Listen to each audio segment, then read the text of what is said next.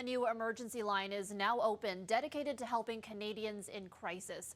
Faiza Amin explains how this national resource hopes to save lives. But first, a warning. Some viewers may find this story distressing.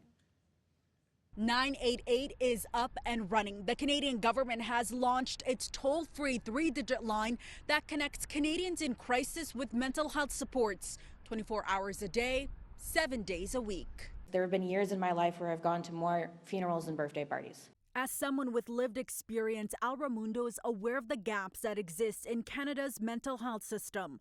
At times, they felt it was impossible to find help. Staying alive was so much work. Everything in my brain was telling me that it wasn't worth it, that it was not worth it to reach out, that no one would be able to help, and they wouldn't understand. Every year, 4,500 people die by suicide in Canada.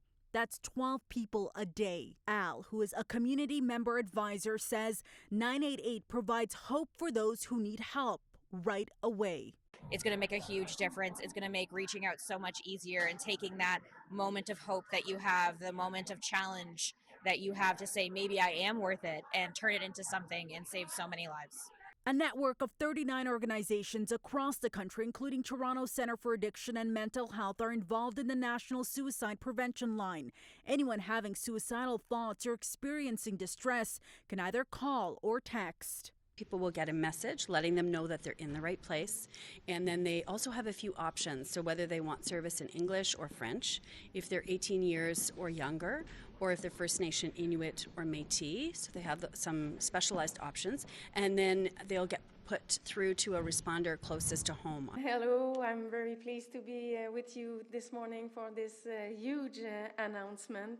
CAMH is leading the initiative and is receiving $156 million over 3 years from the Public Health Agency of Canada, which is overseeing the line. The purpose of the 988 is singularly clear in its focus. It is in that moment of crisis for prevention.